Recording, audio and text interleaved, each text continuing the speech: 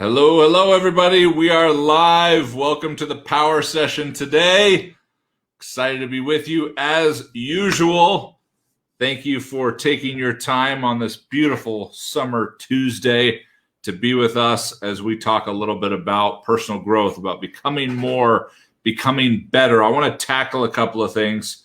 Those of you who follow me have heard me talk about mindset before and how it has been manipulated and formulated into this buzzword these days that is usually used to try and sell you stuff you actually don't need, because everyone's talking about mindset, but what is it if you can't actually measure it, especially with something objective and something clear, which the Habit Finder provides. So if you haven't had an opportunity to scientifically and mathematically measure your mindset, jump into Habit Finder. It's free right now at habitfinder.com.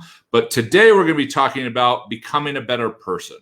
Okay. I've worked in a lot of different companies with a lot of different executives and leaders, entrepreneurs, business owners. And when they get interviewed, when they get asked, what was the key to your success? It always boils down to something like, I became better. I became a better person. I had personal growth. I learned a lot more about myself. And that's wonderful. It's great. But I want to give you some specifics as to what that looks like.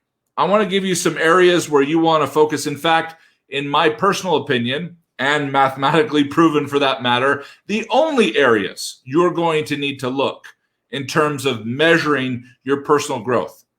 Because a lot of us have probably heard that person say, yeah, I grew personally, and we're going, well, I feel like I've grown personally, but my income's not what theirs is. And I've grown personally, and my business isn't what theirs is. So we're going to get down to the primary areas of when someone says they've become a better person, they've personally grown. These are the areas you're going to want to look. So let's go ahead and dive in and get this thing started.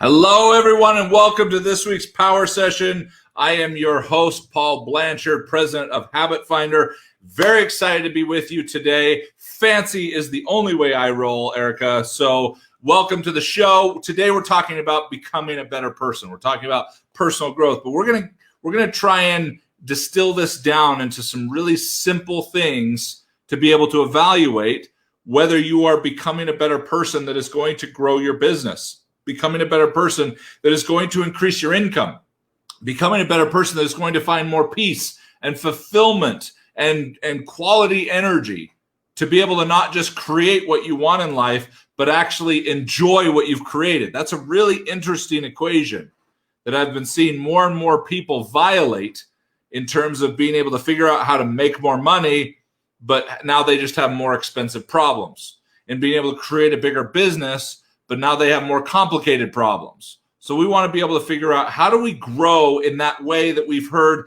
about the tide raising all ships? What are the evaluators? What questions do we want to be asking ourselves? And as a bonus today, I'm going to be adding in what I think are 3 of the most potent ways that people think that they're growing, but they actually are not. They feel like they're growing, but they actually are not, so that you can make sure that you watch out for some of that pseudo fake growth, if you will, well-intended, well-experienced, but not actually transformative growth.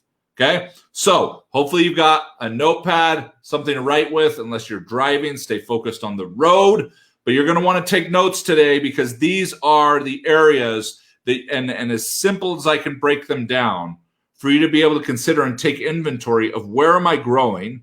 Where am I focused? Okay. What do I have in place in terms of tools and accountability and stakeholders and coaching and support to be able to drive these 6 areas? And what is my plan to be able to execute that? I want to give you these areas so that you can do this more succinctly. You can do this more intentionally. That's what we want to do here. We want to do these things intentionally. So if you know somebody that realizes, wow, the key to my business growing, the key to my income growing, the key to my life improving is to become better. But they're having a tough time figuring that out, then please tag them, share this out. Let's get an opportunity to make an impact on those people that have known the abstract of their success, but haven't been able to get the specific ingredients. And I'm going to give you the specific areas and as simple of a definition as I could possibly come up with so that we avoid it getting complicated and convoluted and misinterpreted. This is the inventory for being able to become better. Now, before that, though, I did mention that there are 3 major things that people think that they're growing that they're not. And I want to get those out of the way first. I want to talk about the 3 pseudo growths, the things that we concoct in our minds to feel like we are growing, to experience temporary growth, but is not sustainable or is not actually leading us where we want to get to. Number 1 is that we are loving on people.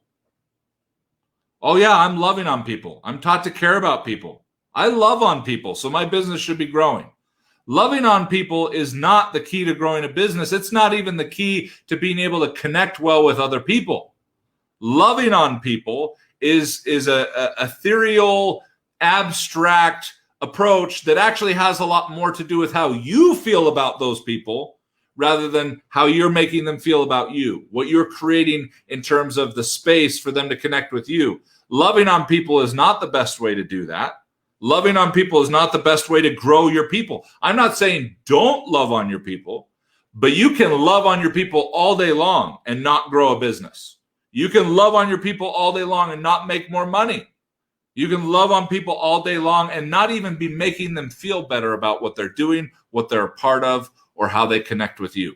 So that's number 1. Loving on people is a pseudo growth strategy, meaning you don't actually grow. You don't actually become more to be able to just change the way you're feeling about how you're showing up for other people. We want to change the way they're feeling, the way they're experiencing you, and that's going to require something a little bit different. Number 2, more optimism and less optimization. Okay, a lot of people feel like they're growing because they have become more optimistic. That is a major challenge. You can turn on optimism anytime. You can read some great inspiring quotes. You can listen to a really nice frou-frou book, and you can feel more optimistic about your life. But the danger of optimism is it can be wielded by both the person who wants to make their mediocre, plain small existence not hurt so bad, as much as it can be used to harness your progression, but it's very difficult to know which one you're doing if you're simply just trying to seek to be more optimistic.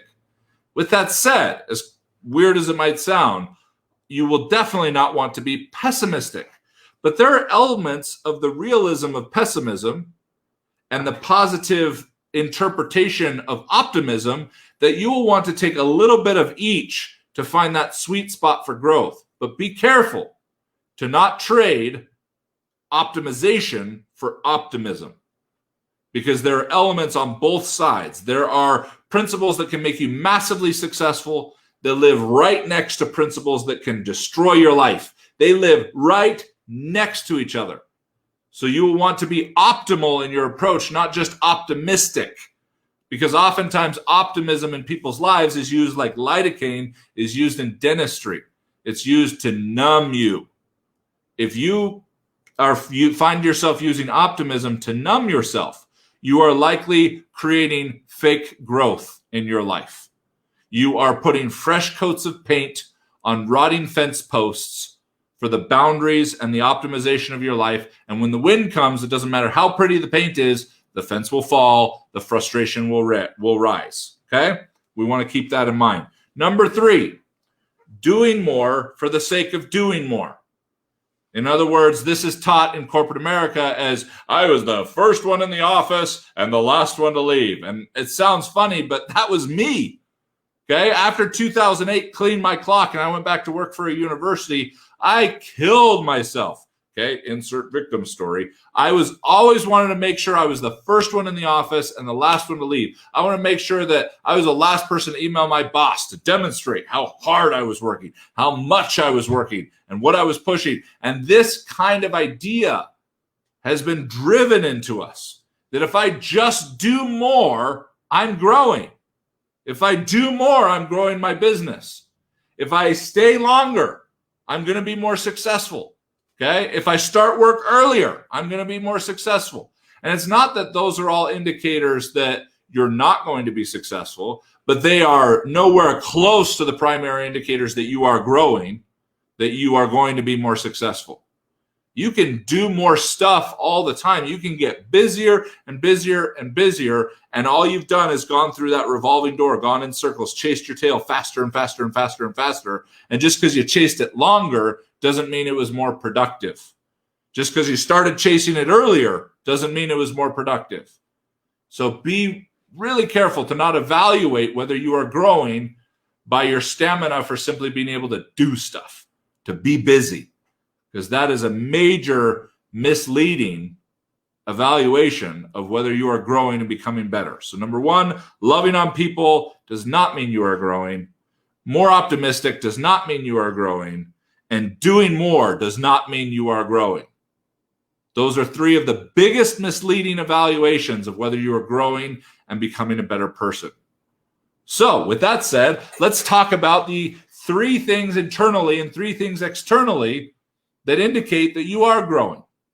There are three in terms of internal growth. That's between you and you. And then there are three areas you want to focus on in terms of external growth. That's between you and other things, like people and work and other things like that. Okay? The first area, and the most important one, in terms of actual optimization, actual implementation. It's the first one we teach Fortune 500 companies or people in home-based businesses or couples and relationships. The first area you will always want to take inventory of is connection. Connection. How are you doing on connection? Are you growing in the area of connection? Well, I told you I want to give you the 6 areas, but I also want to give you the simplest definition for evaluation, because the simpler the evaluation, the more accurate it can be. The more complicated the evaluation, the more difficult it can be, and the less accurate it can be. Okay? I don't mind saying that that's why personality tests are so difficult versus the Habit Finder. The Habit Finder is a mathematical, scientific, objective process.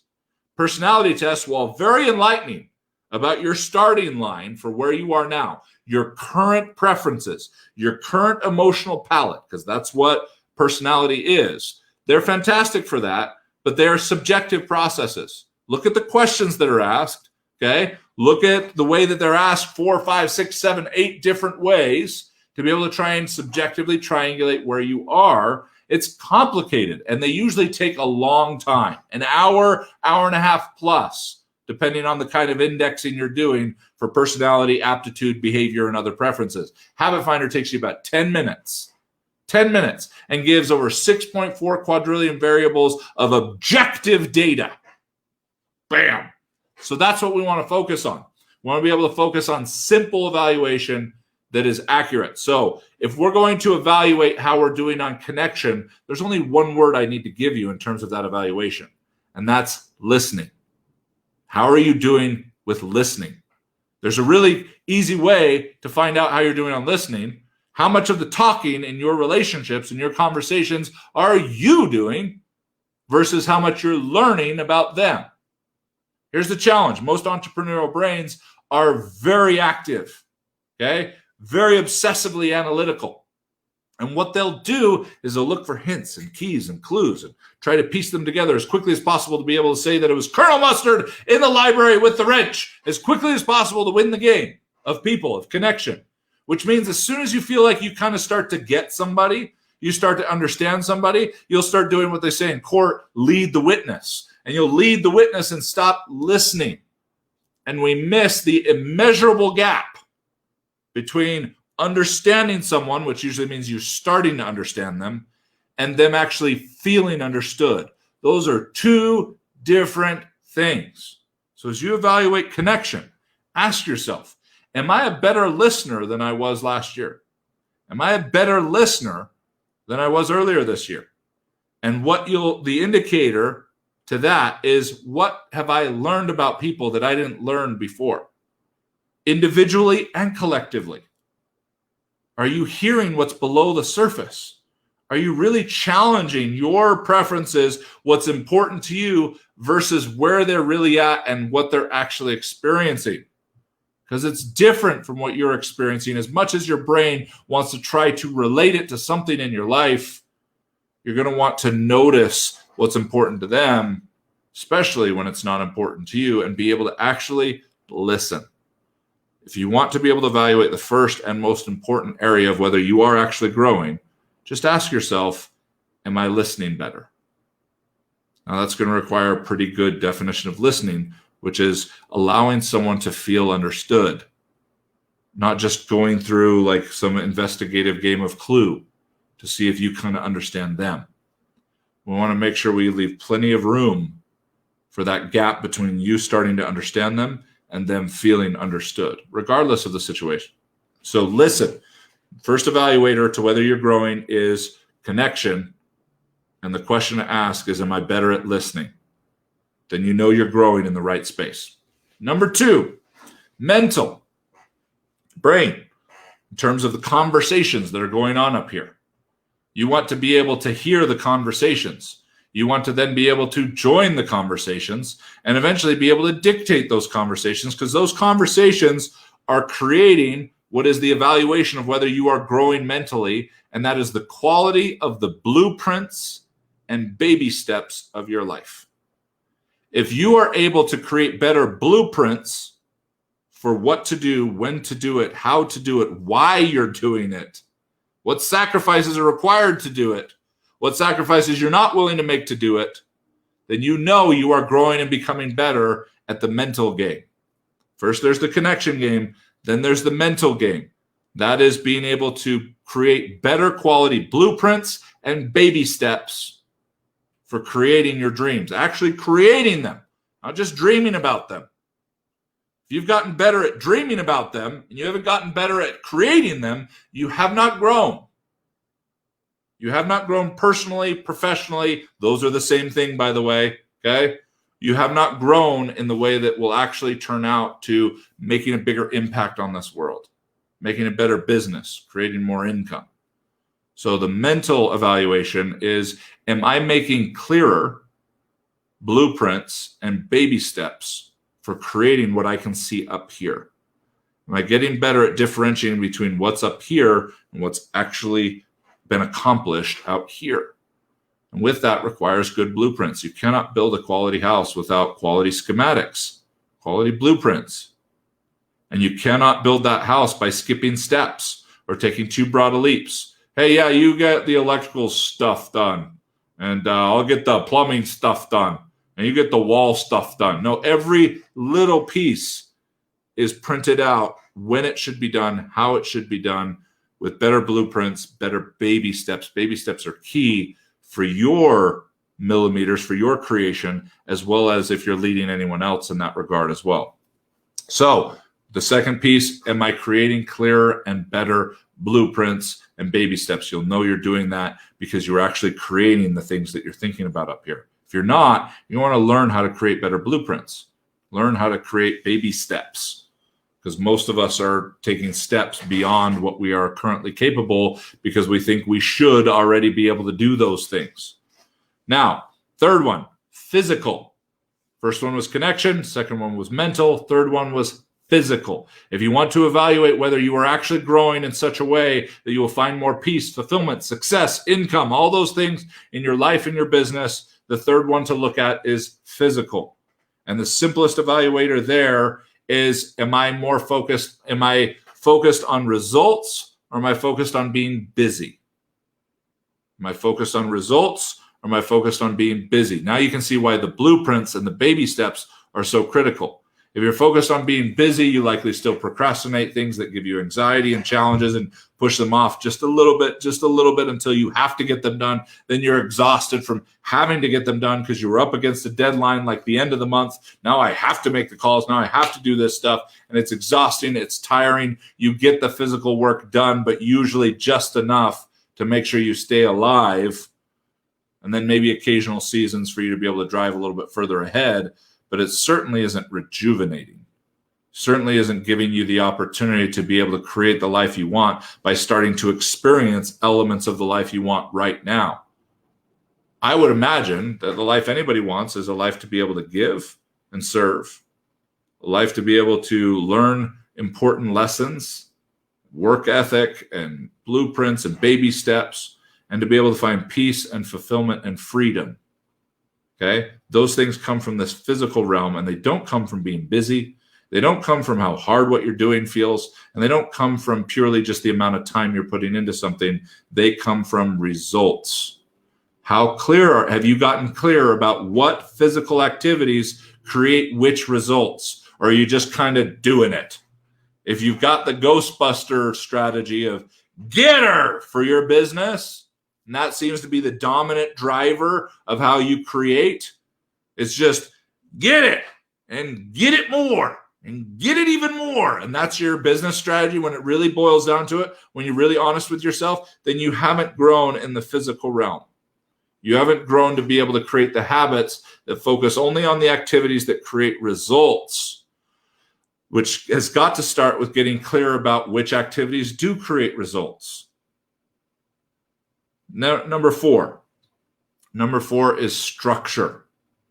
The fourth area you're going to want to evaluate as to whether you are actually growing is structure. Now we've moved into the external. The connection is between you and, connection is between you and other people. So that's external. Mental is internal. That's between you and your own thoughts. Physical is external. That's between you and tasks. Now we're in structure, okay, which is between you and authority and structure and planning and ideas, okay? And in structure, which is a critical piece of growth, we have one evaluator. Is my life simpler today than it was before? If so, if not, you have not grown. You have not grown. You have not become better in structure if your life is more complicated today than it was the day before. Now, here's a caveat, talking about in terms of how it feels. If your life feels simpler today, you may have a higher rank, a higher income, a big promotion, more responsibility, more accountability. But if it feels way more difficult, way more overwhelming, way more anxious, okay, then more than likely you have not grown in the area of structure, because the area of structure is evaluated by one simple thing, and that is, are you making your life simpler? That's the point of structure. That's the goal. Does this make my life simpler? If it doesn't, it's not structure you need, or at least not structure you need right now. So if you feel like you're growing, maybe you've grown in connection, you've grown mentally, you've grown physically in terms of the evaluations that I gave you, but life is feeling crazier. Wow, I've got more to get done, and less time to do it is how it feels. I've got more people to help and less ability to be able to do that, and whatever it might be, you're going to want to take a look at structure. You want to be able to find ways to simplify. Okay, and we mentioned loving on people and optimism. Those are all great ways to try and smooth over, put icing on top of a difficult situation. In terms of, I've really ramped up my connection, I've ramped up my blueprints, my baby steps, I've ramped up my results, but man, I don't know how long I can sustain this. We're going to want to take a look at structure. Simplify. It's very difficult to simplify from an emotional place. So you're going to want to learn those anchors and those pieces. And so people either try to simplify emotionally, which doesn't usually help, or people want to simplify by overcomplicating, which sounds weird, but so many people do that. So many people think that structure is going to come in and put them on autopilot. Oh, if I was more structured, I wouldn't be stressed about this and I wouldn't have to worry about that. And it would just all happen automatically. It's not what structure does. Structure enhances what is already there. Structure is built there to support what you already have. If you're thinking structure is going to give you peace in life and love and cooperation, structure doesn't create that. It magnifies it. It facilitates it. But you need to have that first, and then you bring structure to do that. So stepping back and saying, is this making my life simpler, is a huge key to determine whether you actually are growing in the area of structure. Number 5, joy. Joy. Are you growing in the area of joy? Are you finding joy? Well, the easiest way to evaluate that is, have you changed your interpretation of life, of your life? Because that's where it starts. The key to joy is one word: perspective. That's what joy is. Joy is perspective. And in order to create perspective, we need to change some stories and some expectations, and that's where the interpretation comes in. Have you grown in your ability to interpret life differently so that you show up differently and then life shows up differently? Or are you still trying to work on circumstance improvement rather than personal improvement, waiting for that check to come in, that rank to come in, that accomplishment to be done, and then I can show up differently? Then I'll be happier. Then I'll be able to. Then, and we live a life packed with then and never get to find joy, which does not exist in then. Joy only exists in now. And just like the radio station, it's always there. It's completely up to you whether you dial in. So if you're going to evaluate your growth in joy, it is your ability to interpret things differently, your ability to change perspective. Number 6 is self, specifically in terms of your evaluation of yourself. The thought processes that construct what most people would know as your self-esteem, which is just that. It's simply just a set of thought processes. It's not this aura. It's not this energy. Those are all impacted by this set of thought processes, okay? Those are limited or enhanced by this set of thought processes. But the easiest way, the simplest way, I should say, of evaluating whether you've grown in self, in myself, in this deep, genuine, authentic, and real place, is simply by asking, do I feel worthy? And that can be applied to a lot of different things. Do I feel worthy to have the children that I do? Or do I feel like a bad mom or a bad dad? Do I feel worthy to be in the business that I'm in? Or I feel like I'm just leveraging people and trying to balance these hidden selfish desires with these proclaimed selfless desires? Or am I finding ways to allow both to coexist? Do I feel worthy to be here? Because if you are growing in self, which is the deepest area to grow in, that's why it's number 6 on this list. It requires the other 5 to grow before we can truly make productive and sustainable changes in self. And that is to be able to step back and go, do I feel worthy to be here? Another way you might ask that is, do I feel like I belong? If you want to grow, you want to become better, get around people you don't feel like you belong around, you don't feel worthy around, and pay attention to what they're doing. Improve your connection, improve your mental creation, your physical creation, your structure, and your joy. And shorten the learning curve by being able to get around people that have done it the right way. And you will make an impact on this final evaluation of whether you are growing at the deepest level, and that is whether you feel worthy to be here. To be here in terms of your income, to be here in terms of what you want to create, to be here in terms of the dreams you're having and the steps you're taking and the people you think you're doing it for and everything else. Do you feel worthy? Do you feel like you belong? And if you can answer that more confidently today than you did yesterday, then you are growing. But not because you've pumped it full of optimism, not because you're loving on people and you've got to show up for them, and not because you're doing more, but because you have actually grown in all 6 of these areas. Because you are listening better, you are creating better blueprints with better baby steps. You are results focused, not just trying to be busy. You are simplifying your life with structure, not trying to make it autopilot.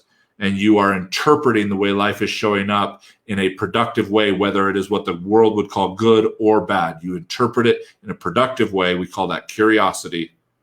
And you are starting to feel like you belong. It doesn't mean you feel like that 24/7 every day. But you reach a new depth. You reach a new level of confidence in this area.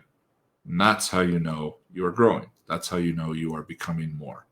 Those are the areas that create growth across the board. Those are the elements that create the tide that will raise all ships in your life. so that you don't feel like you're spinning this plate and doing amazing. Then, oh crap, I forgot about my at-home plate, and I forgot about my personal health plate, and I forgot about my income plate, and I forgot about my fiscal responsibility and healthy spending plate, and I forgot about my personal relationship with my spouse plate. And we want to create a system with these 6 areas that will spin all plates for you. And that's what we focus on here at Habit Finder. We don't teach connection just for growing your business and making a way better conversion in your sales, even though that's what it does. But as you learn better to sell, as you learn to sell better, you learn to connect better the way we teach it. You learn to do that with your kids, with your spouse, with your family members, with people in your community.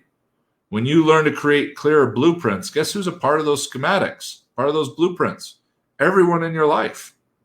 It takes them all into account so that we don't play the game of robbing Peter to pay Paul on an existential level, that we're not trying to do this long enough, just long enough to make it worth it for a sacrifice that we really wouldn't have been willing to make in the beginning. And sometimes, as scary as it is, one we didn't even have to make. Be careful of people who came up in life and business so convinced that it was determined by how hard it felt, how busy they were, and how much time they put in. If that seems to be their calling card, that is not someone I would follow.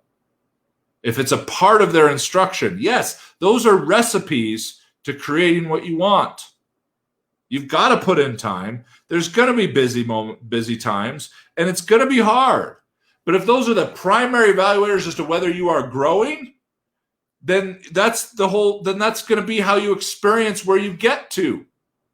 Because if your brain's going, okay, the only time I feel like I'm making progress is if it feels hard and I'm really busy and it's taking a lot of time, then your brain will always try and find ways to pull that in to your life, no matter how much money you're making, no matter how successful your business is.